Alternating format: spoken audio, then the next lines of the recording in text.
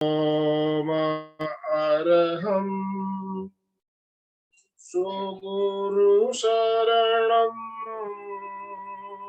विघ्नहरणं मिटे मरणं सहज हो मन जगे चेतन करे दर्शन स्वयं के हम बने अरहं बने अरहं बने अरहं बने अरहं।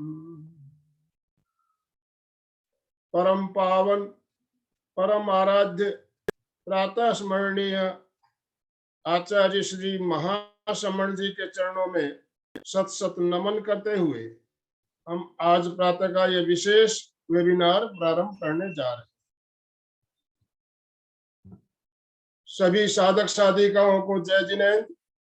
मैं आनंद सेठिया एमपी के फिटनेस क्लासेस और कल्याणम योग केंद्र की तरफ से आप सभी का हार्दिक अभिनंदन करता हूं, स्वागत करता हूं।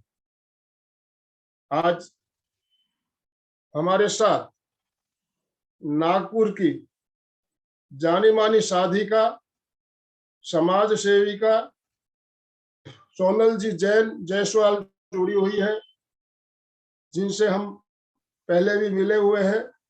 इन्होंने पहले भी हमारे यहाँ दो बहुत ही बढ़िया प्रोग्राम लिए थे, मंत्र महिमा और माइंड पावर।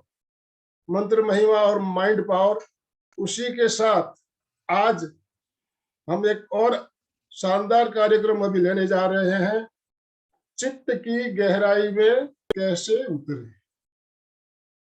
पहले जो दो प्रोग्राम हमने लिए उसी से संबंधित ये प्रोग्राम है। चित्त की एकाग्रता के लिए माइंड पावर भी जरूरी है, मंत्र शक्ति भी जरूरी है। साधना के द्वारा ही हम चित्त की गहराई में उतर सकते हैं। तो मैं ज्यादा समय ना लेते हुए हमारे साथ असम से कविता जी सिंघी जुड़ी हुई है। मैं कविता जी सिंघी से निवेदन करना चाहूंगा, आप सोनल जी का संक्षिप्त परिचय देते हुए उन्हें सादर आमंत्रित करें। आनंद जी, शंकर जी और एमपी की फिटनेस क्लास की तरफ से मैं कविता सिंह जी सोनल जी का हार्दिक दिल से स्वागत करती हूँ।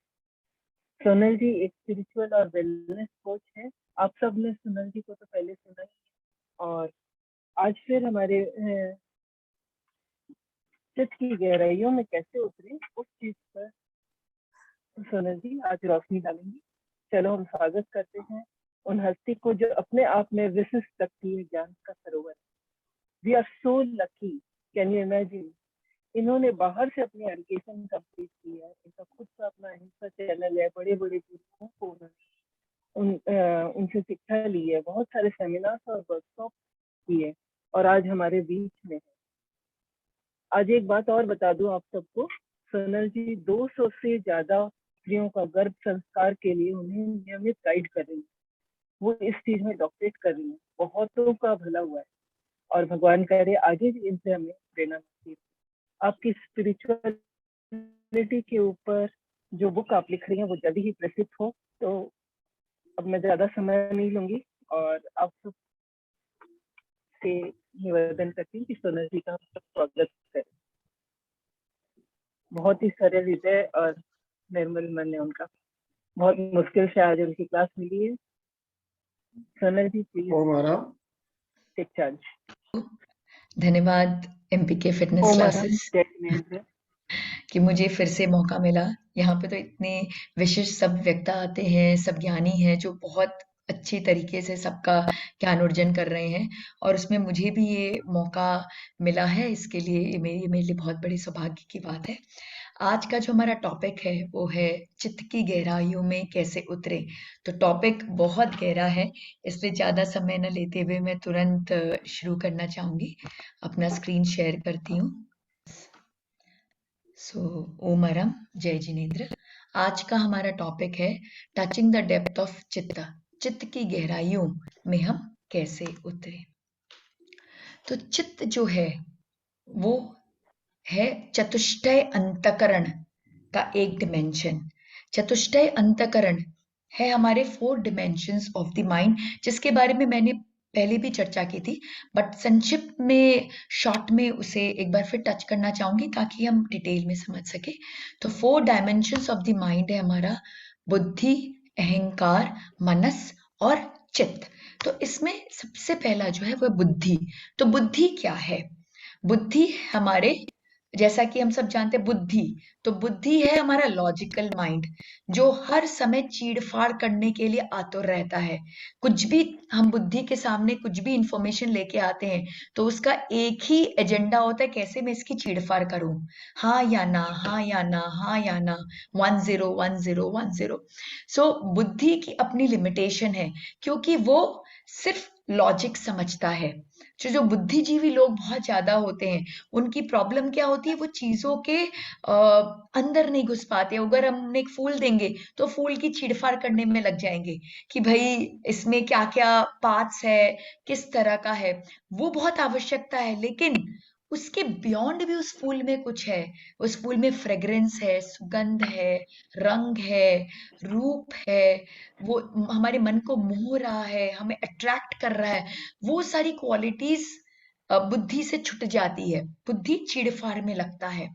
बुद्धि एक चाकू की तरह है जो क्या करता है, चीड़-फाड़। अब चाकू को किसकी आवश्यकता होती है? चाकू खुद में तो चल नहीं सकता, चाकू को आवश्यकता होती है एक हाथ की। तो बुद्धि का हाथ है अहंकार। तो अहंकार अब क्या है? अहंकार है हमारे एसोसिएशंस, हमारे संस्कार। अगर बहुत इजी शब्दों में कहूं तो अहंकार बेसिकली हमारे संस्कार है जो पूर्व जन्म के भी हैं, जो माता के गर्भ से भी हमें मिले हैं, बचपन में जो इंसिडेंट्स हमारे लाइफ में हुए उससे भी इकट्ठे हुए। तो बेसिकली जितने भी पास्ट इम्प्रेशंस इस लाइफ के या प्रीवियस लाइफ के या गर्भ के, जितने भी पास्ट इम्प्रेशंस हैं वो सबने मिलके हमारी एक संरचना की है, हमारे अहंकार की संरचना की है।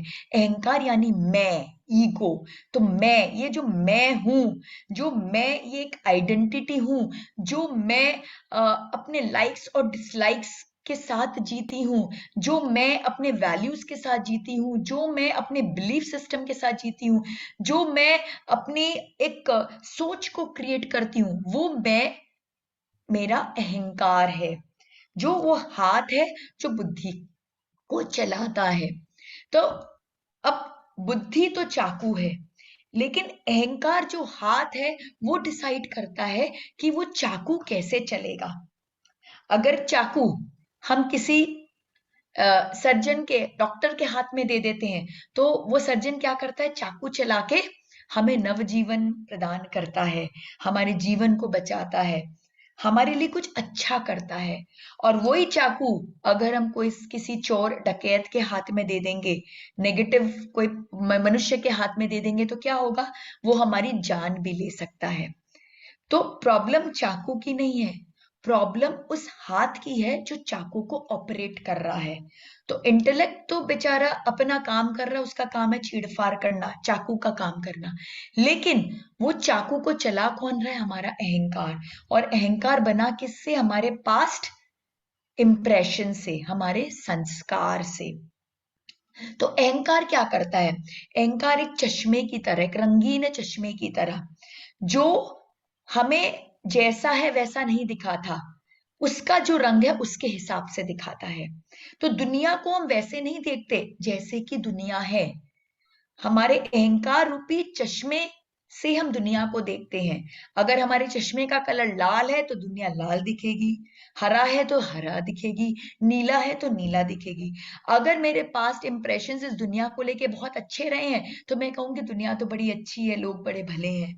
अगर खराब रहे हैं तो मेरा अहंकार हमेशा क्या कहेगा, ये बिल्कुल अच्छा नहीं है।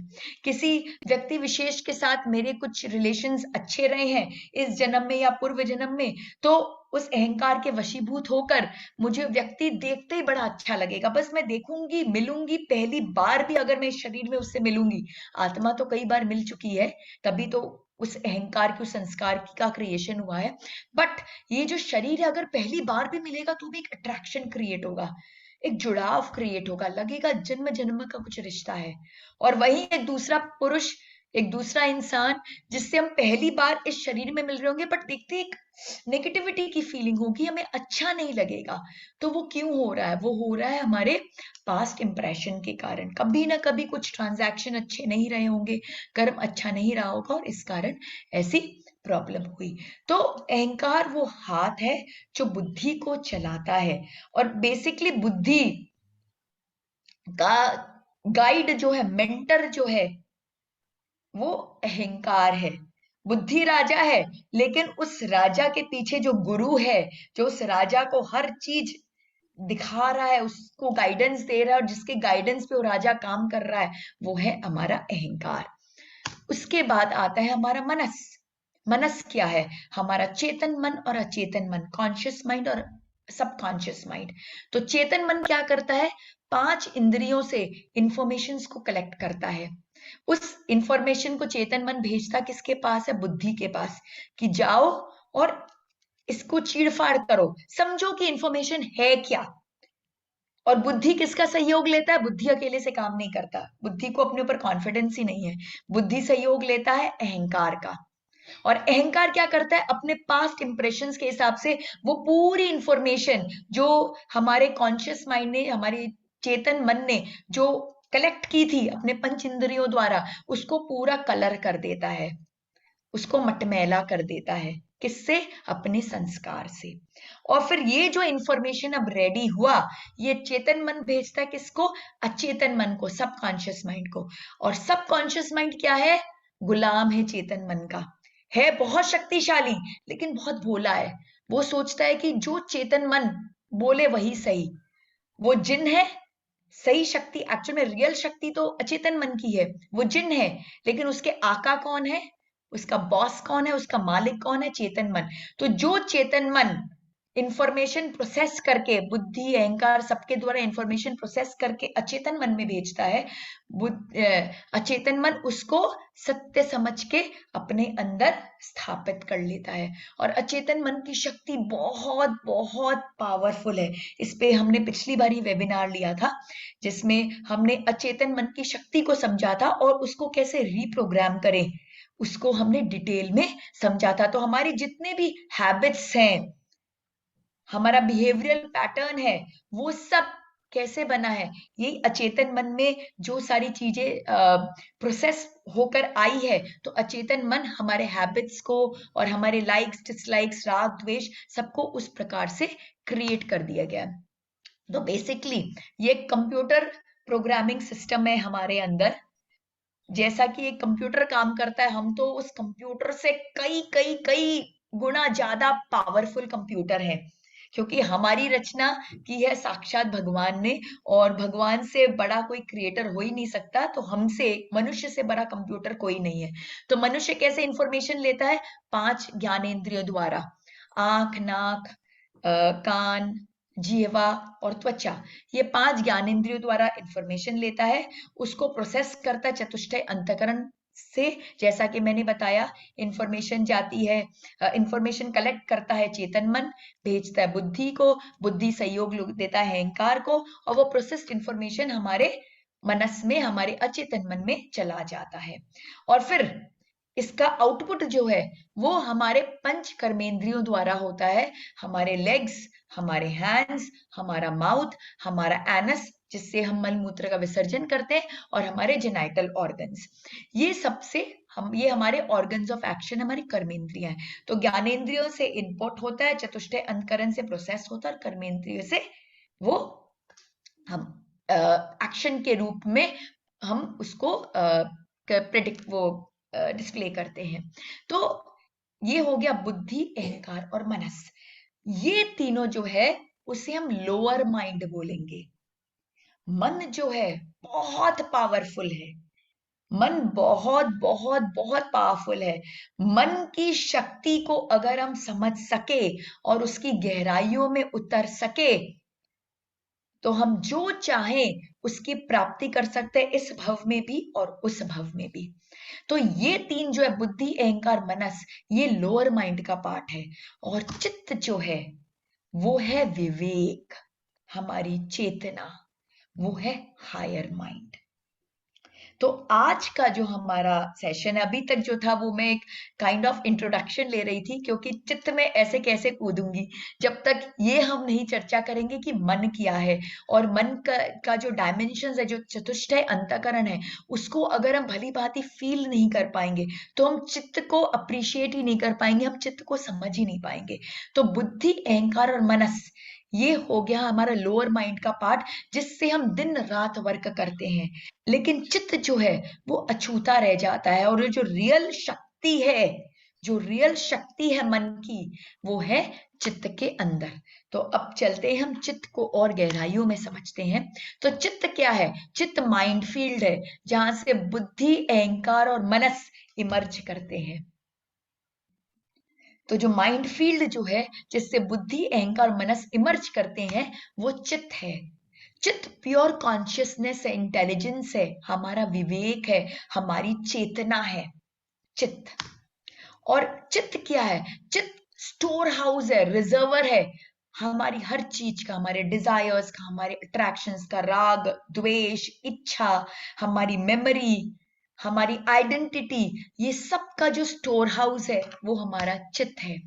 और जो रियल माइंड पावर है वो हमारे चित्त में है, लेकिन वो डोरमेंट अवस्था में, सुप्त अवस्था में है। हमने कभी उसके बारे में न जाना, न हम उसको जागृत करने की कोशिश करते हैं। बस हम आप जैसे लोग हैं जो इस तरह से जुड़कर ज्ञान का आदान प्रदान कर रहे हैं और उस ज्ञान को अपने जीवन में उतारने की कोशिश कर रहे हैं। तो हम चित्त को कहीं ना कहीं छूने की कोशिश कर रहे हैं, सही बोलूंगी, छूने की कोशिश कर रहे हैं। चित्त बहुत गहरा है, बहुत गहरा, बहुत जन्म लगते हैं। कितने जन्म के पुण्य होंगे कि आज चित्त की हम चर्चा कर रहे हैं, हम आज चित्त की चर्चा कर रहे हैं, उसके लिए पता नहीं कितने जन्मों का पुण्य लगा होगा कि हम इस लेवल तक पहुंचे। और उस तक और गहराइयों में पहुंचने के लिए हमें और कितनी और मेहनत करनी होगी। तो जो चित्त जो है वो हम सुप्त अवस्था में, और हमारा जो आध्यात्म, जो हमारे आध्यात्म का जो पाथ है वो यही करवाता है। जो हम मेडिटेशन करते हैं, मंत्रोच्चार करते हैं, जो हम सेवा के कार्य कर रहे हैं, वो हम सिर्फ इसीलिए कर रहे हैं कि हम अपने चित्त को अवेकन कर सके, जो सुप्त अवस्था में है उसको जागृत बना सके। एक एवरेज ह्यूमन बीइंग जो अपने लोअर माइंड में जीता है, मनस, बुद्धि और अहंकार से वशीभूत रहता है, वो सिर्फ 4 से 5% ऑफ द माइंड पावर का प्रयोग करता है। क्यों? मनस, बुद्धि और अहंकार 4-5% से ज्यादा नहीं है, बाकी है हमारा चित्त। और जो इस दुनिया के सबसे सबसे इंटेलिजेंट, सबसे ग्रेट अगर किसी को बोलूंगी तो वो आइंस्टाइन थे, जिन्होंने पता नहीं क्या क्या इन्वेंशन नहीं किया। तो उन्होंने जो चित्त को टच कर पाए वो 8% तक कर पाए। तो आप समझ सकते हैं कि चित्त कितना गहरा है। 5 से 8% तक पहुंचते पहुंचते आइंस्टाइन आज अमर हो गए। अमर इन द सेंस कि उनका नाम अमर हो गया। हर बच्चा, हर बड़ा जानता है आइंस्टाइन कौन है, और उन्होंने क्या क्या आविष्कार हमें दिए हैं, जिन आविष्कारों को हम हर क्षण, हर पल यूज कर रहे हैं, और जिसके बिना हमारा जीवन जीने लायक ही नहीं होगा। अगर वो 1 सेकंड के लिए उनके आविष्कार को हम गायब कर देना, उनके योगदान को गायब कर दे, तो हमारे जीवन का कोई दिशा ही नहीं रहेगी, क्योंकि हम घबरा जाएंगे कि भाई लाइट के बिना करें क्या करें, एनर्जी के बिना क्या करें। तो आइंस्टाइन ने 8% तक यूज किया। तो आप समझ सकते हैं कि चित्त जो है वो कितना गहरा है। तो अब चित्त है क्या? अभी तो हमने समझा कि चित्त कितना इंपॉर्टेंट है, लेकिन चित्त है क्या? चित्त एक लेक की तरह है, एक तालाब। अब एक तालाब जो है, आप जब उसकी गहराई को देखना चाहते हो, आप चाहते हो कि आप उसके तल को देख पाओ, उसके डेप्थ को देख पाओ, उसके नीचे की जो जमीन है, आप तालाब की जमीन को देख पाओ, तो आप कब देख पाओगे उसकी जमीन को? अगर उसमें बहुत सारी लहरें उठ पाएगी तो आप देख पाओगे क्या?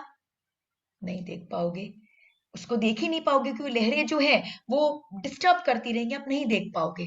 And at the same time अगर तालाब बिल्कुल मटमैला रहा, मडी रहा, तो आप देख पाओगे? नहीं देख पाओगे। तो अगर हमको तालाब के तल तक पहुंचना है तो तालाब में ना तो रिपल्स होने चाहिए, ना वेव्स होने चाहिए, न तरंगे होनी चाहिए, न वो मटमैला होना चाहिए। तो हमारा चित्त बिल्कुल इस तालाब के समान है। तो अगर हमको चित्त की गहराइयों में उतरना है, जो हमारा आज का टॉपिक है, चित्त की गहराइयों में उतरना है, तो दो चीज का ध्यान देना होगा। एक है तरंगे, और दूसरा क्या, कि वो मटमैला ना हो। 2 पॉइंट बस। ये 2 पॉइंट पर अगर हमने ध्यान दे दिया तो हम कि कब चित्त की गहराइयों में उतरते चले जाएंगे, हम खुद भी रियलाइज नहीं करेंगे कि हमारा आध्यात्म कैसे बढ़ता जा रहा है। तो पहला पॉइंट तरंग। तो तरंग क्या है, चित्त में क्या तरंग है? चित्त में तरंग है हमारे थॉट्स की। एक एवरेज इंसान दिन में 60,000 थॉट्स क्रिएट करता है। एक एवरेज इंसान, अगर एक इंसान स्ट्रेस में हो तो लाखों लाखों थॉट्स क्रिएट कर लेता है जो स्ट्रेस में होता है, और एक एवरेज इंसान 60,000 थॉट्स क्रिएट करता है। तो सोचिए, हर सेकंड 24 घंटे का दिन है जिसमें हम सोचो, अगर हम एवरेज ही है, अपने आप को एवरेज ही समझे, तो हम 60,000 सोच रहे हैं, तो हर सेकंड कितने थॉट्स आ रहे हैं। तो इतने थॉट्स, इतनी तरंगों के साथ हम चित्त की गहराइयों में कैसे पहुंच सकेंगे? और दूसरा, मटमैला। हमारा चित्त किससे मटमैला हो रखा है? हमारे संस्कार से, हमारे अहंकार से, जो जन्म जन्म से हमने इतनी सारी इंफॉर्मेशंस को सजो लिया अपने अंदर, और लिटरली उसको अपनी धरोहर बना ली है। और यही एक धरोहर है जो हर जन्म हमारे साथ आता है, बाकी सब छुट जाते हैं। इतना पैसा हम कमाते हैं, इतना नाम, इतनी शोहरत, परिवार, सब कुछ हम क्रिएट करते हैं, जिसके पीछे भागते रहते हैं, वो सब छुट जाता है। एक चीज हमारे साथ आती है, वो है हमारे संस्कार। और अगर ये संस्कार मटमैली हो तो क्या होगा? फिर से हम चित्त की गहराइयों में नहीं पहुंच सकेंगे। तो हमें चित्त की गहराइयों में पहुंचने के लिए दो चीज का ध्यान रखना है। वो है तरंगे। हमें उन तरंगों को स्लो डाउन करना है, एक शून्य शून्य की अवस्था में पहुंचना है। शून्य, जितना हम शून्यता के करीब जाएंगे, हम उतना चित्त की गहराइयों में उतर सकेंगे। और दूसरा, हमें ये देखना है हमारे संस्कार हमारे चित्त को कितना मटमैला कर रहे हैं। अगर हमारे संस्कार बहुत गहरे हैं, बहुत कलुषित हैं, तो क्या होगा? बिल्कुल मटमैला कर देंगे, काला कर देंगे, और हम चित्त की गहराइयों में नहीं उतर पाएंगे। तो हमें क्या करना होगा? हमें अपने कर्मों की निर्जरा करनी होंगी। हमें उस संस्कार को रिलीज करते जाना पड़ेगा।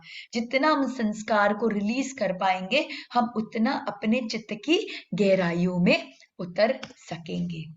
तो ऋषि पतंजलि जी ने सिर्फ एक छोटे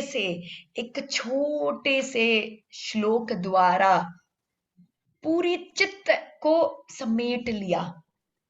और ऋषि पतंजलि जी का जो पतंजलि योग सूत्र है, उसका ये पहला सूत्र है। और ये पहले सूत्र में ही पूरी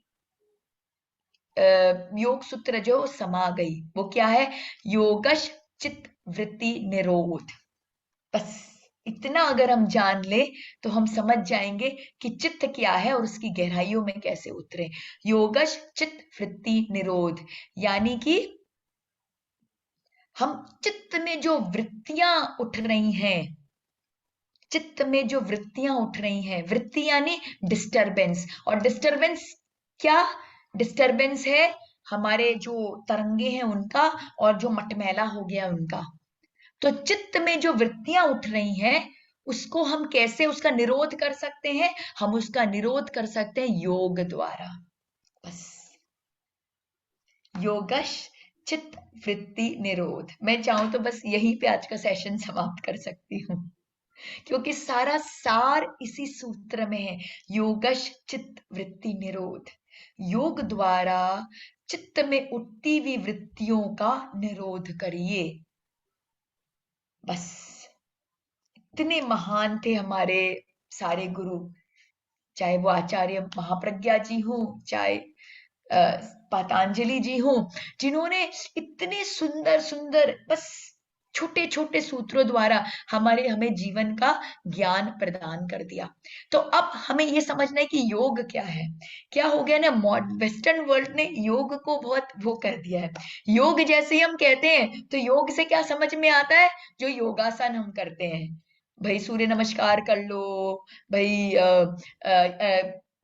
और डिफरेंट जो योगासन की क्रियाएं हैं, हलासन कर लो, ये सब कर लो, पवन मुक्त आसन कर लो, मतलब कि योग के जो आसन है उसको हम योग समझते हैं, जबकि आसन तो उसका सिर्फ एक पार्ट है।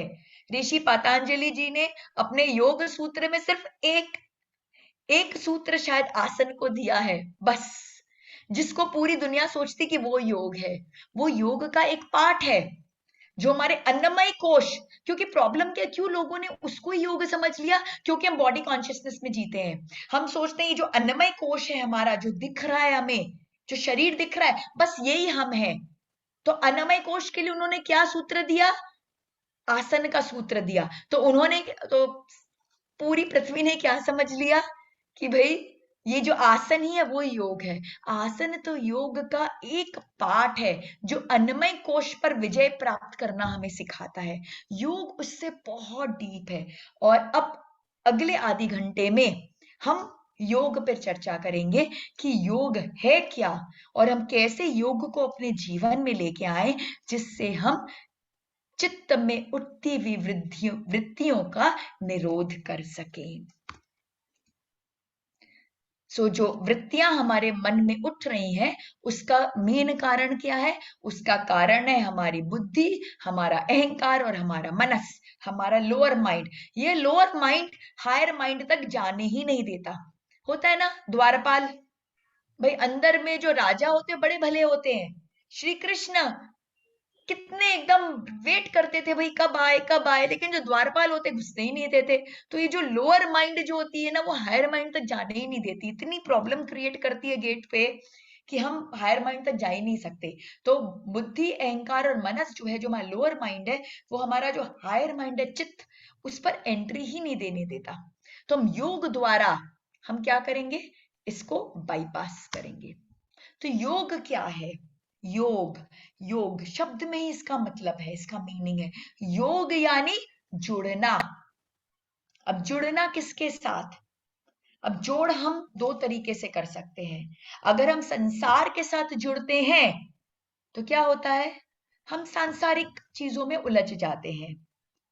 लेकिन अगर हम हायर पावर्स के साथ जुड़ते हैं, उस कॉस्मिक पावर के साथ जुड़ते हैं, परम पिता परमेश्वर के साथ जुड़ते हैं, वो दिव्य ज्योति, दिव्य ऊर्जा के साथ जुड़ते हैं, तो क्या होता है, हम उनकी तरफ अग्रसर करते हैं। तो योग जो है वो है जुड़ना। अब जुड़ आप किसके साथ रहे हो वो इंपॉर्टेंट है। आप शरीर के साथ जुड़े हो, संसार के साथ जुड़े हो, तो आप शरीर बोध में हो, और अगर आप हायर पावर्स के साथ जुड़े हो तो आप आत्म बोध में हो।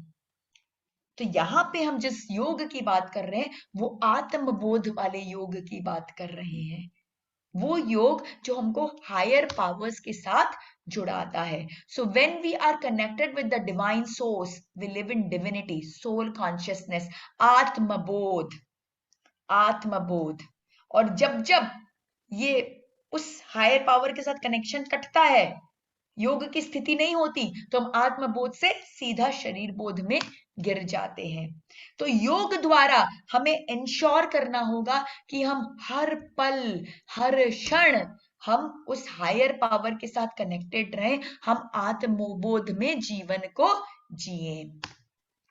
और योग क्या है, योग is the union of finite with the infinite. हम है फाइनाइट, हम है फाइनाइट, और वो है इनफाइनाइट।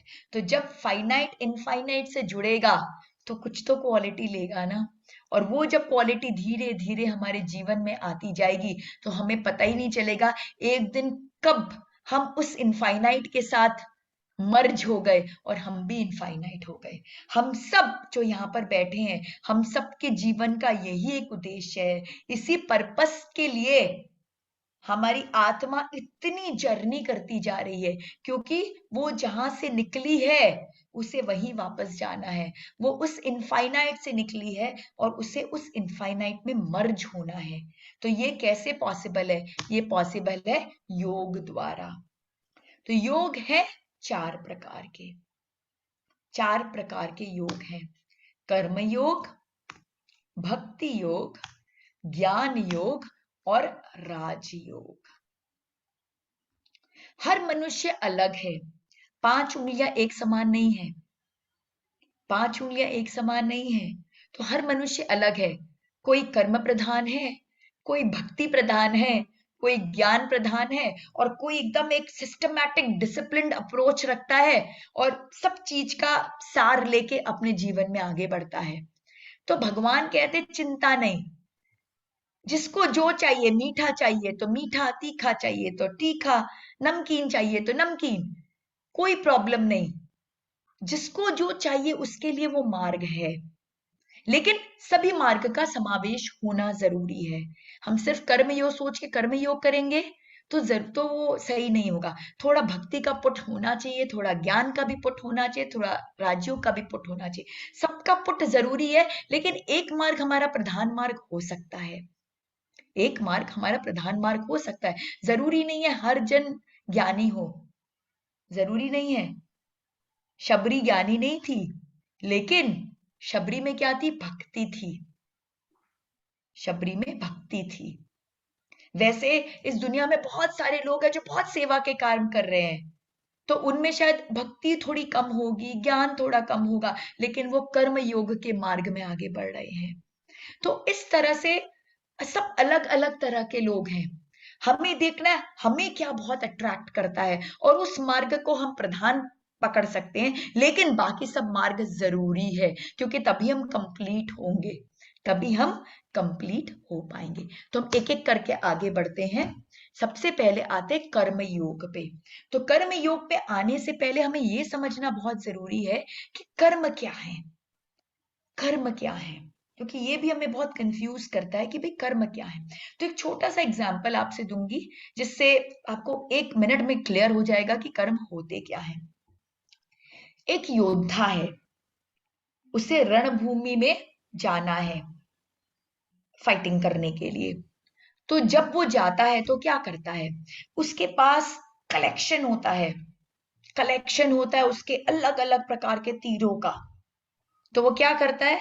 अपने इस तरह से जहां उसके सारे रखे हैं सारे वेपन्स, वहां जाके वो क्या करता है? चूज करता है कि भाई मैं किससे फाइट कर रहा हूं, इससे फाइट कर रहा हूं, मेरा उद्देश्य क्या है, मैं क्या रणनीति ले रहा हूं, सामने वाली की क्या स्ट्रेंथ है। उसके हिसाब से वो कुछ एक स्ट्रैटेजी प्लान करता है, और स्ट्रैटेजी प्लान करके वो उन तीरों का चयन करता है। राइट? सारे तो लेके जा नहीं सकता है वो, उसको तो अपनी तरकश में जितने आ सकेंगे उतना ही लेके जाना होगा। तो वो चयन करके अपने तरकश में डाल लेता है। फिर वो जाता है रणभूमि में और सामना करता है अपने सामने वाले योद्धा का। तो जब वो योद्धा का सामना करता है तो एक तीर निकालता है, एक साथ सब थोड़े निकालेगा, एक ही निकालेगा। तो एक तीर निकालता है और निकाल के उसको प्रत्यंचा पे चढ़ा देता है। और जैसे ही वो प्रत्यंचा पे चढ़ाता है, रूल है रणभूमि का कि तीर जो एक बार प्रत्यंचा पे चढ़ गई उसे छोड़ना ही पड़ेगा। तो अगर वो तीर प्रत्यंचा पे चढ़ा देता है तब वो अपनी स्ट्रैटेजी को चेंज नहीं कर सकता। तब वो ही नहीं सोच सकता हो नहीं मैं ऐसा नहीं मैं वैसा करूंगा। वो सब पहले करना था। तीर प्रत्यंचा पे चढ़ी तो वो निकलेगी ही, और जब वो निकलेगी ही तो सामने वाले का छेदन भेदन करेगी ही। और सामने वाला क्या आपको छोड़ देगा? वो भी सामने से फायर करेगा। करेगा कि नहीं करेगा? राइट और रॉन्ग? तो सामने वाला भी तुरंत तीर छोड़ेगा। तो कॉज एंड इफेक्ट, यहां से एक तीर निकली और वहां से एक और तीर वापस आई। तो यही है law of Karma, cause and effect. तो अब क्या हुआ? अब हम कर्म के सिद्धांत पे आते हैं। हमारे कर्म 4 प्रकार के हैं। जैसे कि वो योद्धा का तीरों का कलेक्शन था, वैसे ही हमारे कर्मों का कलेक्शन है, जिसे हम कहते हैं संचित कर्म। लेकिन सारे के सारे संचित कर्म लेके हमने इस शरीर में हम नहीं आए हैं। हमने अपनी जीवनी लिखी, खुद बैठ के लिखी, कोई और नहीं लिखता जीवनी हमारी। हम खुद लिखते हैं क्योंकि हम खुद डिसाइड करते हैं कि इस जीवन में हम क्या एक्सपीरियंस करना चाहते हैं, क्या लर्न करना चाहते हैं, क्या प्राप्त करना चाहते हैं। तो अपने जीवन जो आपने डिसाइड किया कि मैं ऐसा जीवन जीने वाली हूं, उसके हिसाब से आप क्या करते हो, आप तीरों का चयन करते हो, आप कर्मों का चयन करते हो। और वो कर्म क्या होते हैं, हमारे प्रारब्ध कर्म। अब जब हम ये जीवन जीना शुरू करते हैं तो ये प्रारब्ध कर्म क्या करते हैं, कन्वर्ट होते हैं क्रियायमान कर्म में, या उसे वर्तमान कर्म भी कहते हैं। तो जो संचित और प्रारब्ध कर्म है उसकी निर्जरा बहुत इजी है। जब जैसे यहाँ पे सेशंस हो रहे हैं, तो जब ऐसे सेशंस हो रहे हैं और आप ध्यान कर रहे हो, साधना कर रहे हो, मंत्रोच्चारण कर रहे हो, अपने ज्ञान को बढ़ा रहे हो और उस ज्ञान को अपने जीवन में डाल रहे हो, जब आप ये सारे कार्य करते हो तो आप बहुत इजीली अपने संचित और प्रारब्ध कर्म को, मतलब कोड़ा कोड़ी कर्म, एक एक ध्यान में पता नहीं आप कितने करोड़ कर्मों की निर्जरा कर सकते हो, उसका आपको अंदाजा नहीं है। आप एक बार जब अपने आचार्य श्री के पास जाते हो, उनके आभा मंडल में बैठते हो और उनके साथ कुछ सात्विक कर्म करते हो, तो पता नहीं कितने कितने कर्मों की निर्जरा हो जाती है, आपको खुद को अंदाजा नहीं होता। तो वो ज्यादा करके हमारे संचित और प्रारब्ध कर्म होते हैं जो होलसेल में रिलीज हो जाते हैं। बट ये जो वर्तमान या क्रियायमान कर्म है, ये कर्म तो भोगना पड़ता है। संचित और प्रारब्ध बिना भोगे रिलीज हो जाता है, लेकिन क्रियायमान कर्म जो है उसे भोगना मैंडेटरी है, क्योंकि एक बार प्रत्यंचा पे जो चढ़ गई वो छुटती ही है। लेकिन यहाँ पे उस योद्धा के पास एक ट्रम्प कार्ड है, और वो ट्रम्प कार्ड क्या है, वो ये है कि तीर तो छोड़नी होगी, लेकिन तीर की हम दिशा बदल सकते हैं, हम तीर की इंटेंसिटी को बदल सकते हैं। तीर तो छुटेगी ही छुटेगी, लेकिन तीर की स्पीड को कंट्रोल करके सामने वाला ज्यादा आहत नहीं हो, हल्के फुल्के में काम चल जाए, या फिर दिशा बदल के ऐसे ही छोड़ दिया। समझ रहे मैं क्या कहना चाह रही हूँ? तो वर्तमान कर्म भोगना पड़ेगा, भोगना ही पड़ेगा, बट कितना भोग करना पड़ेगा वो हमारे हाथ में है। हम शूली का शूल बना सकते हैं, हम अपने सत्कर्मों के द्वारा शूली का शूल बना सकते हैं। एक्सीडेंट होना निश्चित था, ब्रेन हैमरेज हो सकता था, कोमा में जा सकते थे, किंतु हमने अपने सत्कर्मों द्वारा एक मामूली खरोच या मामूली से फ्रैक्चर में काम निपटा दिया। तो ये हुआ क्रियायमान कर्म को हैंडल करना। और जब हम क्रियायमान कर्म को इस तरह से कंट्रोल कर लेते हैं तो क्या होता है, कॉज एंड इफेक्ट। तो इफेक्ट भी मिनिमाइज्ड होता है। जो सामने से आगामी कर्म हो रहे हैं, क्योंकि जब क्रियायमान कर्म होगा तो वो आगामी कर्म को क्रिएट करेगा ही करेगा। आप सोचो कि मेरा कोई भी कर्म रिजल्ट नहीं क्रिएट करे, पॉसिबल नहीं है, पॉसिबल नहीं है। वो एक हमारा हर कर्म एक नए कर्म का क्रिएशन करेगा ही। लेकिन हम जैसे कि अपने इस कर्म को न्यूट्रलाइज कर लेते हैं, शूली का शूल बना देते हैं, वैसे आगामी कर्म भी बहुत भयंकर कुछ हो सकते थे, हल्के फुल्के में निपट जाते हैं, ना के बराबर हो जाते हैं। तो हमारा पर्पस क्या है, हमें क्रियायमान कर्म को कम करना है और आगामी कर्म के क्रिएशन को जितना रोक सके रोकना है। क्योंकि हम आए थे एक कर्मों की गठरी लेके, ये सोच के कि इस गठरी को कम करके जाएंगे, खत्म करके जाएंगे, लेकिन जब हम वापस जाते हैं तो शर्मिंदा हो जाते हैं भगवान के पास जाकर कि गठरी को कम करने की जगह पता नहीं कितना बड़ा कर लिया हमने, कितना बड़ा कर लिया। करने क्या गए थे, करके क्या आ गए। भगवान भी आश्चर्य में पड़ जाते कि बच्चे मेरे क्या देख को मतलब भेजा था, क्या समझा के और क्या करके आ रहे हो। अब क्या करोगे इस कर्म का, समझ ही नहीं आता, कर्मों की गठरी काम करेंगे क्या। तो ये हुआ हमारा कर्म। तो अब कर्म योग के द्वारा हम कैसे अपने कर्मों को हैंडल कर सकते हैं। तो हम 3 गुणों से बने हैं जिससे हम हर कार्य को करते हैं। और ये जो 3 गुण है, पहला है तमोगुण। तमोगुण यानी कि हम निकृष्ट कर्म कर रहे हैं जिससे जो ये प्रकृति है उसकी क्षति हो रही है। दूसरों की क्षति हो रही, हमारी तो हो ही रही है बट हमारे साथ साथ दूसरों की क्षति हो रही है, उसको बोलते हैं तमोगुणी कर्म, तमोगुणी कर्म।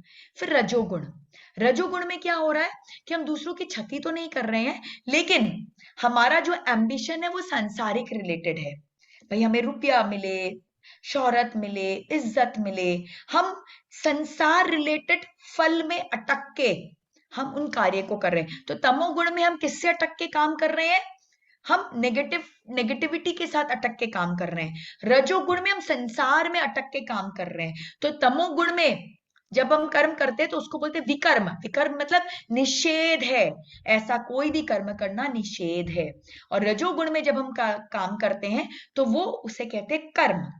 और सतोगुण, सतोगुण मीन्स हायर कॉन्शियसनेस के साथ में जब हम जुड़ के काम करते हैं तो उसे कहते हैं अकर्म। और हम जब सतोगुणी होकर काम करते हैं तो ही हम अपने कर्मों को बराबर से हैंडल कर पाते हैं। तो हमें हमारे कर्म कैसे होने चाहिए, हमारे कर्म होने चाहिए अकर्म। भगवत गीता में साक्षात भगवान श्री कृष्ण ने अर्जुन जी को कहा था, कर्मणो ह्यपि बोध्यम बोध्यम बोध्यम च विकर्मणा अकर्मणश्च बोध्यम गहना कर्मणो गति। यानी कि हे अर्जुन, विकर्म को त्यागो, कर्म जितना जरूरी है उतना करो। अब संसार में है तो भाई पैसा तो कमाना पड़ेगा ना, कैसे चलेगा बिना पैसा कमाए। कुछ काम करेंगे तो थोड़ा नाम नहीं होगा तो आगे कैसे चीजें होंगी। बट फोकस उतना नहीं होना चाहिए, वो जितना हल्का फुल्का में हमारा काम चल सके उतना कर्म करना चाहिए, लेकिन हमारा मेजॉरिटी फोकस कहाँ होना चाहिए, अकर्म में। तो अब अकर्म को हम कैसे प्राप्त करें, तो अकर्म, अकर्म किससे होता है, सतोगुण से। तो हमारे भाव क्या है कोई भी कर्म करने के पीछे, वो डिसाइड करते हैं वो विकर्म होगा कि कर्म होगा कि अकर्म होगा।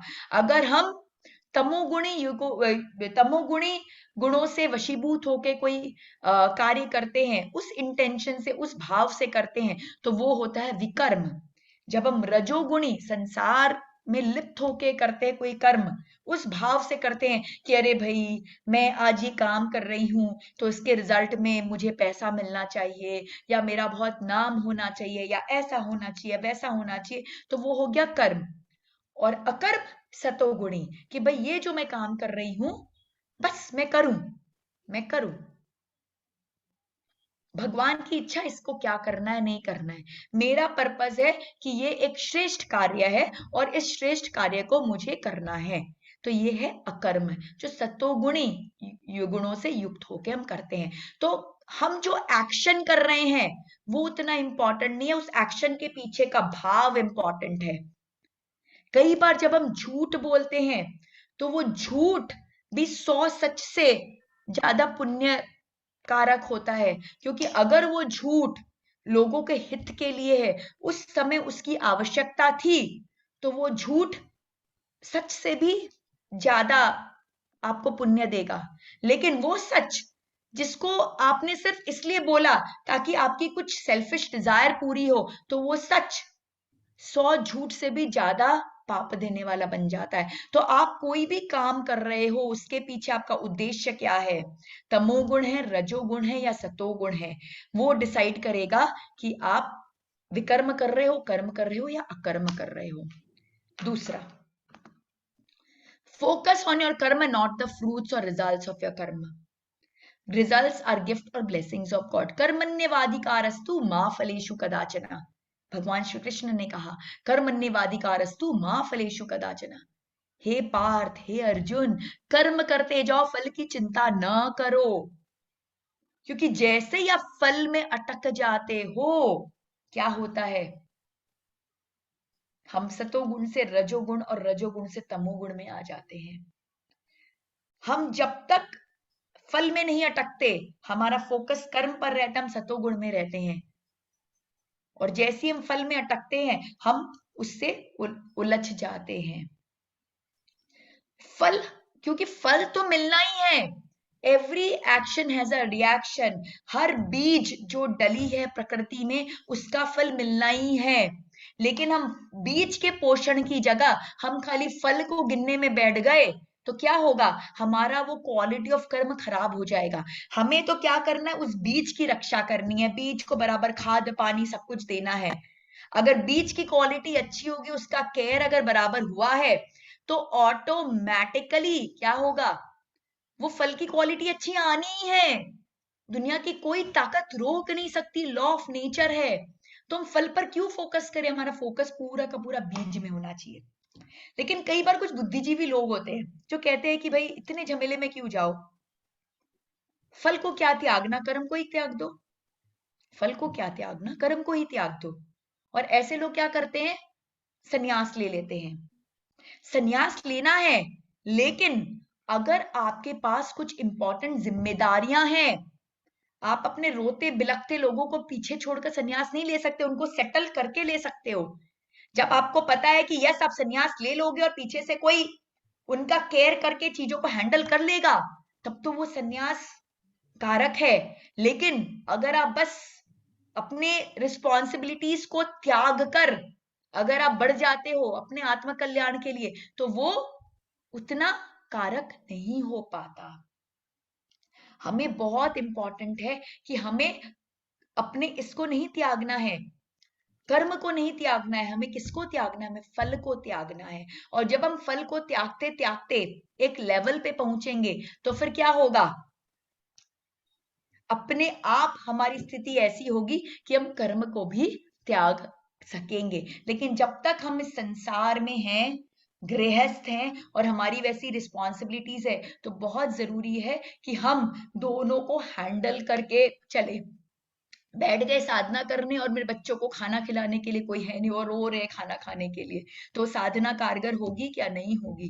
पहले मुझे उनको खाना खिलाना होगा, सेटल करना होगा, उसके बाद ही वो साधना मेरे को काम आएगी। तो focus on your karmas and not the results. और तीसरा जो बहुत इंपॉर्टेंट है सिद्धांत कर्मयोग का, वो है what ever be the outcome of karma, you need to maintain equanimity at all levels and surrender at his lowly feet. आप जो भी कर्म करते हो उसका कोई भी रिजल्ट निकलता है, क्योंकि फल हमने कहा ना, फल पे फोकस नहीं करना। अब फल कुछ भी हो सकता है, फल आम भी हो सकता है, फल संतरा भी हो सकता है, फल चीकू भी हो सकता है। अब चीकू मिला तो आप दुखी हो जाओगे, हाहाकार मचाओगे, अरे मैंने तो आम सोचा था, है ना। या फिर आपने सोचा था संतरा और मिल गया आम, तो आप उछलना कूदना शुरू कर दो कि अरे वाह लॉटरी लग गई, बम्पर ये हो गया, तो नहीं चलेगा। आपको जो भी फल प्राप्त होंगे, आपको उसमें संभाव रखना होगा। सुख में फूले न समाए और दुख में बिल्कुल खत्म ना हो जाए। दुख और सुख दोनों में संभाव, क्योंकि अगर आपने दुख और सुख में ज्यादा उत्तेजना कर दी, एकदम एक्साइटमेंट अहंकार ले आए, लोगों को रौंदना शुरू कर दिए और वो सब शुरू कर दिए, तो क्या होगा, फिर से गड़बड़। और दुख में आपने हाहाकार मचाना शुरू कर दिया कि ये भगवान मैंने तो इतना कुछ किया था, मैं तो इतना अच्छा हूं, मैं तो सबका भला करती हूँ, फिर इतना क्यों मेरे जीवन में खराब हो रहा है, रोना गाना चिल्लाना शुरू कर दिया, तो फिर गड़बड़। तो आपको संभाव रखना है और अपने हर कर्म को समर्पित कर देना है उनके चरणों में कि भगवान मैं जो कर रही हूं एक माध्यम के रूप में कर रही हूं, असली कर्ता पुरुष तो आप ही हैं, इस संसार के कर्ता धर्ता आप है। दो लोगों को मैंने चैरिटी कर दी, तो इसका ये मतलब नहीं कि मैं भगवान बन गई, वो तो आपने मुझे वो बुद्धि दी, वो सामर्थ्य दिया, तो मैं वो कर पाई, नहीं तो मेरी क्या औकात। तो इसीलिए हमें इस बात का बहुत ध्यान रखना है कि हम अपने हर कर्म को उनके चरणों में समर्पित कर दें। योगस्थ गुरु कर्माणि संगम त्यक्त्वा धनंजय सिद्ध असिद्ध समो भुक्त्वा समत्वम योग उच्यते। हर समय योग की स्थिति में बने रहो, चाहे सिद्धि मिले मतलब सक्सेस मिले, चाहे फेलियर मिले, सब में संभाव रखो और अपने हर चीज को भगवान के चरणों में समर्पित कर दो। तो कर्म योग क्या करता है, हमें फ्रीडम देता है, बिगिनिंग में, मिडिल में और एंड में। तो बिगिनिंग में क्या, हमारे पास चॉइस है कि हमारे कर्म के पीछे के भाव क्या होने चाहिए, सतोगुणी तमोगुणी रजोगुणी क्या भाव होने चाहिए। जब हम कर्म कर रहे हैं तो भी हमारे पास चॉइस है, हमारा फोकस फल पर होना चाहिए कि कर्म पर होना चाहिए। और जब हमें फल की प्राप्ति हो गई तो भी हमारे पास चॉइस है। क्या चॉइस है? कि हम संभाव रखें कि ज्यादा उत्तेजना प्रकट करें, और हम अपने आप को कर्ता पुरुष मानकर अपने आप को सर्वे सर्वा समझ लें, कि अपने आप को एक निमित्त मात्र समझ के अपने सारे कर्मों को भगवान के चरणों में समर्पित कर दे। तो कर्म योग जो है वो हर क्षण हर पल हमारे जीवन में हमारे साथ चलता है। 24 घंटे योगस्थ कुरु कर्माणि। हम सोचेंगे सुबह 1 घंटा बैठ के हमने ध्यान साधना कर ली और काम खत्म हो गया और हम योग की स्थिति में चले गए और हम चित्त की गहराइयों में उतर गए, तो ऐसा नहीं होगा। हमें अगर चित्त की गहराइयों में उतरना है तो 24 घंटे हमको ये कर्म योग के सिद्धांत के साथ जीते जीना होगा। और जब हम इस तरह से जिएंगे तो वो कर्म कर्म नहीं होंगे, अकर्म हो जाएंगे और वो एक सेवा का रूप ले लेंगे। तब हमारे हाथ से जो भी कार्य होंगे वो भगवान के चरणों में की गई सेवा होगी। अब दूसरा वो है भक्ति योग। तो भक्ति योग में क्या होता है, क्या स्टेजेस है भक्ति योग के? सबसे पहले काम। काम मतलब कि हम अटैच्ड हैं इस संसार के साथ में, लेकिन जब काम में एक त्याग की भावना आती है तो वो क्या बन जाता है? प्रेम बन जाता है। तो हम क्या होते हैं तब? स्वार्थ से निस्वार्थ की ओर अग्रसर होते हैं। और ये जो त्याग की भावना 3 तरीके से आ सकती है। एक है दान द्वारा। दान कोई भी प्रकार का दान हो सकता है, जो भी भगवान ने आपको अच्छा दिया है। रुपया दिया है तो रुपये का दान दीजिए, ज्ञान दिया है तो ज्ञान का दान दीजिए, फिजिकल स्ट्रेंथ दी है तो अपने शरीर से कुछ मेहनत करके कुछ दान दीजिए, श्रम दान दीजिए। तो दान हुआ। दया, दया यानी जितने भी क्रिएशन है भगवान के उनके प्रति दया की भावना, कंपैशन। और दम, दम मीन्स सेल्फ रेस्ट्रेन, यानी कि हमारी जो पंच इंद्रियां हैं उनका प्रत्याहार करना, उनको अंतर्मुखी बनाना। तो दान, दया और दमा के द्वारा हम क्या कर सकते हैं? हम काम से प्रेम की ओर, स्वार्थ से निस्वार्थ की ओर बढ़ सकते हैं। और जब ये निस्वार्थ प्रेम के अंदर जब समर्पण की भावना आती है तो वो भक्ति का रूप लेती है। अब समर्पण की भावना जो है, अब इंपॉर्टेंट इसमें क्या है? क्योंकि समर्पण की भावना तो किसी के भी प्रति हो सकती है, तो हम यहाँ पे किसके प्रति समर्पित होने की बात कर रहे हैं? क्योंकि समर्पित तो टेररिस्ट भी बहुत होते हैं, उनका जैसा तो समर्पण देखा ही नहीं। सुसाइड बॉम्बर बन जाते हैं, क्या क्या कर लेते हैं, शॉकिंग शॉकिंग। तो वो भी समर्पित हैं, लेकिन वो तमोगुण के प्रति समर्पित हैं। हमें किसके प्रति समर्पित होना है? हमें सतोगुण के प्रति समर्पित होना है। वो भगवान के प्रति हमें समर्पित होना है, हाईएस्ट कॉन्शियसनेस के प्रति समर्पित होना है। और जब हम समर्पित होके एक भक्त का रूप लेते हैं तो उस भक्त को भक्त बनकर जब हम अहंकार को त्यागते, अपने मैं तत्व को त्याग देते हैं, तो क्या होता है? तब साक्षात्कार होता है। किसका साक्षात्कार होता है? रियल आई का। रियल आई कौन है? आत्मा। हम शरीर बोध से आत्म बोध की ओर बढ़ते हैं, हमें रियलाइजेशन होता है, रियल आई को हम समझ पाते हैं कि आखिर मैं कौन हूं।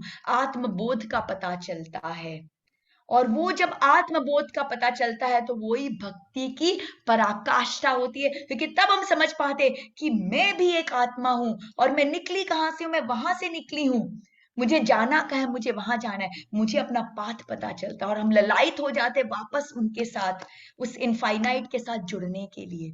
ये है भक्ति योग की पराकाष्ठा। तो आई हम कब दे पाएंगे? आई हम तब दे पाएंगे जब अपने ईगो को छोड़ेंगे। अब ईगो भी 3 रूप में आता है। सतो तमोगुणी ईगो, तमोगुणी ईगो अभिमान रूप में, कुछ नहीं आता मुझे फिर भी मैं गुब्बारे की तरह फूली हुई हूं, यह है अहंकार, अभिमान। रजोगुणी ईगो, रजोगुणी ईगो क्या होता है कि भाई मुझे सही में ज्ञान है और लोग जब वाहवाही करते हैं तो एकदम थोड़ा कॉलर ऊपर हो जाता है, तो इसे कहते हैं दर्प। और सतोगुणी ईगो कि भाई मैं बहुत अच्छी अच्छी चैरिटी कर रही हूँ, मंदिर में योगदान दे रही हूँ, बहुत बड़े बड़े भंडारे चला रही हूँ, और फिर हर जगह मैं बोलती हूँ भाई मंदिर के शिखर पे जरूर मेरा नाम आ जाना चाहिए। समझ गए ना? नाम छुटा तो देखना। तो ये हो गया सतोगुणी ईगो, दंभ। जब हम ये तमोगुणी, रजोगुणी और सतोगुणी ईगो को त्याग देते हैं तो ही हम भक्ति की पराकाष्ठा पे पहुंच पाते हैं। क्योंकि अहंकार सबसे डेंजरस है, ईगो सबसे डेंजरस है। बाकी सारे विकार छुट जाते हैं, मोह, लोभ, क्या बोलते, क्रोध, मिथ्या, सब छूट जाती है। लेकिन अहंकार एकमात्र ऐसा है जो अलग अलग रूपों में हमारे सामने आता है और हमें नीचे गिराने की कोशिश करता है। बड़े से बड़े ऋषि महात्मा भी इससे छूटे नहीं हैं। बड़े से बड़े ऋषि महात्मा भी जब उनको अपने साधना का और अपनी फॉलोइंग्स का उनको जब बहुत अहंकार हो जाता है तो भी उनमें गिरावट आए। तो अहंकार सबसे डेंजरस होता है। कब कौन से रूप में आएगा हमें भी पता नहीं चलता। अभिमान के रूप में, दर्प के रूप में, दंभ के रूप में, सतोगुनी, तमोगुनी, रजोगुनी। तो जब हम ये सब को क्रॉस कर लेते हैं तो हम भक्ति की पराकाष्ठा में पहुंचते हैं। और उस समय हम दो नहीं होते, हम सिर्फ एक होते हैं, क्योंकि हम सरेंडर्ड हैं, हम सरेंडर्ड है उनके चरणों में। अब पहुंच रहे हैं हम अपने तीसरे मार्ग पर, वो है ज्ञान योग का मार्ग। तो इसमें भी ऋषि पातंजलि जी ने छोटे से सूत्र में पूरा ज्ञान योग समझा दिया। अविद्या, अस्मिता, राग, द्वेष, अभिनिवेशा, पंच क्लेशा। क्लेश माने स्ट्रेस। तो स्ट्रेस का रूट कॉज क्या है? अविद्या। तो अविद्या क्या करती है? अविद्या अहंकार को पैदा करती है, क्योंकि जब हमें अविद्या होती है, अविद्या, यहाँ पे अविद्या से मतलब क्या है? आत्मा की अविद्या। यहाँ पे ये नहीं बोलो भाई कंप्यूटर नहीं चलाना आता तो अविद्या हो गई, खाना पकाना नहीं आता तो अविद्या हो गई, इंग्लिश पढ़ना नहीं आता तो अविद्या हो गई। यहाँ वो सांसारिक अविद्या की बात नहीं हो रही है, यहाँ बात हो रही है आत्मा के ज्ञान की अविद्या। तो जब हमें आत्मबोध नहीं होता, जब हमें आत्मा का ज्ञान नहीं होता तो क्या होता है? हमें अहंकार आता है। क्योंकि जब हम शरीर बोध में जीते हैं तो क्या होता है? हम अहंकारी बन जाते हैं। और हम जब अहंकारी बनते हैं तो राग द्वेष पनपता है। राग द्वेष क्या हुआ? राग मतलब अट्रैक्शन। जो चीजें, सेंस प्लेजर, जो चीजें मुझे अच्छा फील कराती, मुझे मतलब मेरे शरीर को अच्छा फील कराती, उसके प्रति मुझे राग होता है। और जो चीजें मेरे शरीर को अच्छा फील नहीं कराती, चाहे वो अच्छी हो लेकिन मेरे शरीर को अच्छा फील नहीं करा रही, उसके प्रति मुझे क्या होता है? द्वेष होता है। तो अविद्या जन्म देती है अहंकार को, अहंकार जन्म देती है राग द्वेष को, और राग द्वेष किसको जन्म देती है? शरीर बोध को। क्योंकि अल्टीमेटली हम हर कार्य सिर्फ और सिर्फ शरीर के लिए करने लग जाते हैं, अभिनिवेशा, और हमें मृत्यु का भय हो जाता है, क्योंकि लगता है अगर ये शरीर छूट जाएगा तो क्या होगा, क्योंकि हम उसके बियॉन्ड सोच ही नहीं पाते। तो अगर हमें ज्ञान योग प्राप्त करना है, क्योंकि हमने समझ लिया कि अविद्या रूट कॉज है सारी चीजों की प्रॉब्लम का, शरीर बोध ही हर प्रॉब्लम का जड़ है। तो हमको अगर शरीर बोध से आत्मबोध की ओर बढ़ना है, अविद्या से विद्या की ओर बढ़ना है, अज्ञानी से ज्ञानता की ओर बढ़ना है, तो उसके क्या स्टेप्स है? सबसे पहले स्वाध्याय। हमें ज्ञान को प्राप्त करना होगा, जो हम अभी सब कर रहे हैं, स्वाध्याय, चर्चा कर रहे हैं, स्वाध्याय कर रहे हैं। लेकिन सिर्फ ज्ञान प्राप्त करने से हो जाएगा क्या? तब तो आज गूगल में कितना ज्ञान है, हम दिन भर गूगल करते रहें, किताबें पढ़ते रहें, 8-10 वेबिनार, दिन भर जूम में वेबिनार चलते रहते हैं, अटेंड करते रहें, क्या बन जाएंगे हम ज्ञानी? बिल्कुल भी नहीं। सिर्फ हमारा वो ज्ञान बढ़ेगा, और वो सिर्फ ज्ञान बढ़ा हुआ शायद हमको अहंकार हमारा और बढ़ा दे।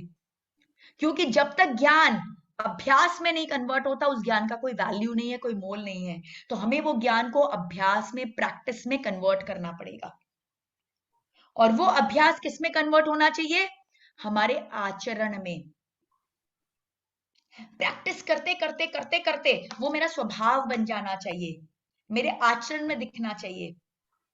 और आचरण में कन्वर्ट होने के बाद में वो मेरी पर्सनालिटी बन जाना चाहिए। तब बोलकर, हमारे आचार्य श्री को बोल के नहीं बताना पड़ता कि उनको कितना ज्ञान है, उनकी जीवन शैली को देखकर हम समझ जाते हैं, और उनकी जीवन शैली को देखकर हम इंस्पायर हो जाते हैं। तो वो है ज्ञान जो हमारे आचार्य श्री का है। बाकी बातें करना तो बहुत लोग कर सकते हैं, 4 किताब पढ़ लो, बात कर लोगे, उस ज्ञान का कोई वैल्यू नहीं है जब तक ज्ञान अभ्यास में ना हो, अभ्यास आपके आचरण में ना हो, और वो आचरण लोगों तक प्रकाशित ना हो। ज्ञान बोल के नहीं, ज्ञान फील करा के पास ऑन होना चाहिए। तो ये है ज्ञान योग। और अब लास्ट हम आते हैं अपने चौथे योग पर, वो है राजयोग। राजयोग बेसिकली ये ऋषि पतंजलि जी ने बताया था, और ये अपने बाकी जो 3 योग है, कर्म योग, भक्ति योग और ज्ञान योग, ये तीनों के समावेश से बना है राजयोग। तो राजयोग क्या है? सबसे पहले यम, यम यानी नेगेटिविटी को रिलीज करना। अब हम अपने अंदर अमृत भरना चाहते हैं, तो अगर हम अपने अंदर अमृत भरना चाहते हो तो ऐसे ही भर लेंगे क्या? ऐसे नहीं भर सकते। अमृत भरने के लिए हमें क्या करना होगा? पहले अपने पात्र की क्लेंजिंग करनी होगी, पात्र क्लीन होने चाहिए। तो अहिंसा, सत्य, आस्तेय, ये सबका पालन करके हम क्या करेंगे? हम अपने आप को क्लीन करेंगे। फिर एक बार हम क्लीन हो गए तो क्या करना होगा? हमें अपने अंदर कुछ नियम लाने पड़ेंगे, अपने जीवन में कुछ अच्छे आचरण को लेना पड़ेगा, जैसे तप हो गया, संतोष हो गया, ब्रह्मचर्य हो गया, ये सबका हमको पालन करना होगा।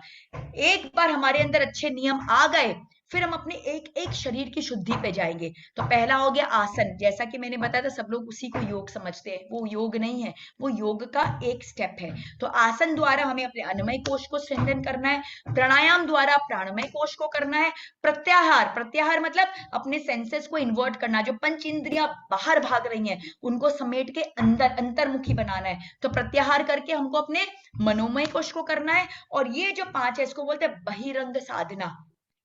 अब एक बार प्रत्याहार हो गया, हम अंतर्मुखी बन गए, तो क्या होगा? अंतर्मुखी हो जाएंगे हम। तो फिर आता है नेक्स्ट स्टेप धारणा। धारणा मतलब संकल्प, फोकस, कि हमें ये प्राप्त करना है, बट इसके लिए बहुत एफर्ट लगेंगे। बार बार हमको अपने मन भटकेगा, उसको लाना होगा, भटकेगा लाना होगा, भटकेगा लाना होगा।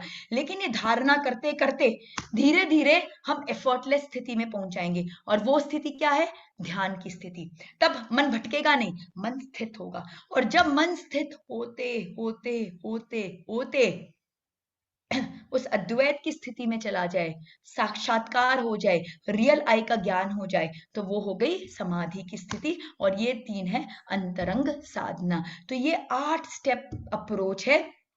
एक्चुअली में समय कम था, इसलिए मैंने बस खाली बता दिया। कभी फिर मौका मिलेगा तो एक एक स्टेप को कैसे प्राप्त करें, क्योंकि हर एक स्टेप बहुत इंपॉर्टेंट है। सिर्फ आसन, हमने आसन कर लिया तो आसन नहीं हुआ, प्राणायाम में थोड़ा सा नाक वाक बंद कर लिया तो हुआ नहीं, उसके सोनल पीछे जी, क्या है? बस 1 सेकंड में कंप्लीट कर रही हूं मैं लास्ट, क्योंकि ये स्लाइड से कंप्लीट करती हूँ last. Achieve yoga by following 4S।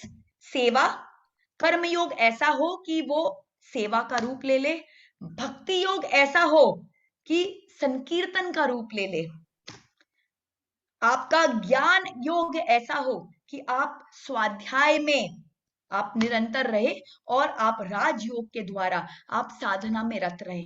जब आप ये 4S को अपने जीवन में 24 घंटे अपनाते हैं, 24 घंटे अपनाते हैं, आपका एक एक कर्म ये 4 में से कोई चीज को अगर टच करता है, तो आप चित्त की गहराइयों में धीरे धीरे उतरते जाते हैं। तो इसी के साथ मैं अपने आज का सेशन यहीं पे पूर्ण विराम देती हूँ। तो ओम अरहम, जय जिनेन्द्र। एक्चुअली 1 घंटे का समय बहुत कम था, बट मुझे लगा कि कैसे तो भी मैं एटलीस्ट एक वो कर पाऊं, और फिर कभी मौका मिलेगा तो हम राजयोग को और डिटेल में समझेंगे, ताकि जरूर जरूर से डीप हम में जा इसी सकें। क्रम में दूसरा पार्ट भी आपसे निवेदन करना चाहेंगे। इसका आपने बताया था 2 घंटे का आपका पूरा व्याख्यान है, तो आज 1 घंटा हमने आपको सुना, बाकी का 1 घंटा जो है आपसे हम दोबारा इसका पार्ट 2 जब लेंगे तब आपसे निवेदन करेंगे। तो हमारे साथ हमारी कोऑर्डिनेटर अलका जी सांखला भी जुड़ी हुई है सूरत से। बहुत सुंदर सोनल जी, बहुत सुंदर, जिस सहजता से, सरलता से और सुंदर तरीके से आपने प्रस्तुति दी, एकदम चित्त में उतर गई समझो। हाँ, चित्त की गहराई में जाना मुश्किल होता है, परंतु ऐसा सहज सरल रास्ता कोई बताएगा तो मुझे लगता है कि बहुत ही सहजता से हम पहुंच सकते हैं। जैसे आनंद भाई जी ने कहा था कि आपके पास बहुत सारा ज्ञान है और 1 घंटे में पूरा नहीं होने वाला, मुझे लगता है 2 घंटे में भी पूरा होने वाला नहीं है। तो इसे तो हम कंटिन्यू करते ही रहेंगे, कोई खास बात नहीं है सोनल जी। सबसे बड़ी बात है कि सोना जैसा प्योर सोना मिलता है कहीं, तो हम भी छोड़ना नहीं चाहते हैं। एमपी के केंद्र और कल्याणम योग केंद्र का एक ही उद्देश्य है, एक ही एम है कि अच्छे लोगों को जोड़ना है और अच्छी बातें अच्छे लोगों के पास पहुंचाना है। तो शायद आपने लास्ट जो 4 बातें बताई, मुझे लगता है हम उसी में काम करते हैं, सेवा करते हैं, समर्पण से करते हैं, भाव से करते हैं। तो कोशिश हम यही कहते हैं कि सत्व गुण में जिए और सबको भी सत्व गुण पे चलने का राह बताए। तो यही भावना थी हमारी और मुझे बहुत अच्छा लगा। मैंने आपका पूरा लेक्चर वर्ड टू वर्ड समझ लो सुन भी लिया और पॉइंट भी निकाल लिए, इतना अच्छा लगा क्योंकि इतना इजी नहीं होता है किसी को बांध के रखना। तो आपके जो बहुत सुंदर तरीके से बताने की बात है, उसके लिए मैं आपका अभिनंदन करती हूँ और सबकी ओर से बहुत बहुत धन्यवाद देती हूँ। पर सबसे बड़ी बात यह है कि सबके वीडियो ऑन नहीं है। चलिए एक बार सब वीडियो ऑन कर दीजिए, मैं नाम लेती हूँ। कविता जी अभी तो ठीक है, बाकी हमारे जो जुड़े शशि जी है, ममता जी, देखो अभी एक एक खुलने लगी। हाँ चलो, वेरी गुड प्रतिभा जी, वेरी गुड ममता जी, वाह। अब हम देखिए हम सब लोग वीडियो ऑन करेंगे। ये स्टार्ट में मैं कराती हूँ पर आज नहीं कराया ना, तो देखिए कितने लोग वीडियो ऑफ करके बैठे।